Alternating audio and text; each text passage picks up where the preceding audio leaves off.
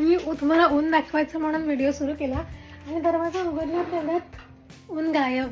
Anyways असू देत. नमस्कार मंडळी. एका जर्मन सुपर मार्केटमध्ये फिरता फिरता मला टडा हे खूप वेगळं असं काहीतरी रेडी टू ईट भात सापडलेला आहे. ओके, तर मेक्सिकन प्रकारचा हा भात आहे. मला आवडतो तसा चटपटीत या चित्रावरून तरी वाटतोय तो. बाय द वे तू फूड ग्रेड किती आहे त्याचं सांगितलंस का? न्यूट्री स्कोर तर त्याचा न्यूट्री स्कोर आहे ब दर्जा आहे. भात मला प्रचंड आवडतो, तर मी फक्त कृती बघणार आहे की कशी कृती आहे, नेमकं काय करायचं, आणि त्याच्यासाठी मी घेणार आहे माझ्या नवऱ्याची मदत. तर पावे कसं करायचं? वीकेंडला मदत करायला पाहिजे. सो लकीली कृती याच्यामध्ये भांड्यात थोडस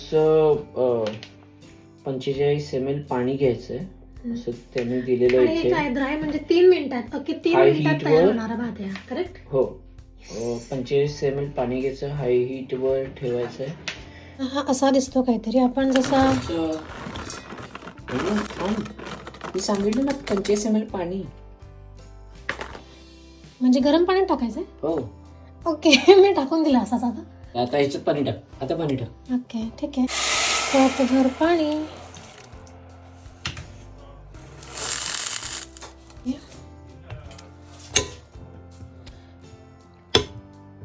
3 मिनिटात तयार होणारा भात आहे हा. तर त्याला आपण 3 मिनिटं वाफेत बारीक वातावर ठेवू की हाय फ्लेमवर ठेवू? हाय फ्लेवर सांग.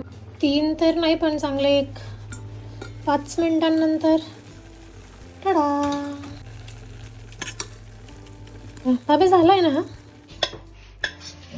चला, आपला भात पण तयार झाला आणि बाहेर छान ऊन पण पडलंय. तर आत्ता तरी मी दाखवण्याच्या अगोदर पळून नको जाऊ म्हणजे झालं. It is time to taste Mexican rice with Kolhapuri chutney. Yes, Kolhapuri chutney add केली थोडं त्याच्यामध्ये. थोडं नाही थोडं. बरं मी बघा. बरं ना? छान लागतं. मस्त आहे. खूपच साधा लागतोय, पण कोल्हापुरी चटणी मी टाकली तरी तो एवढा साधा लागतोय. म्हणजे तो किती साधा असेल सुरुवातीला. तर इथल्या लोकांसाठी तो तिखटच आहे. किंवा कदाचित माझ्या जिभेला खूप तिखट खाण्याची सवय आहे, त्याच्यामुळे कदाचित मला तो साधा वाटतोय. पण बाय द वे तुम्हाला ऊन दाखवते बिफोर इट गोज. फायनली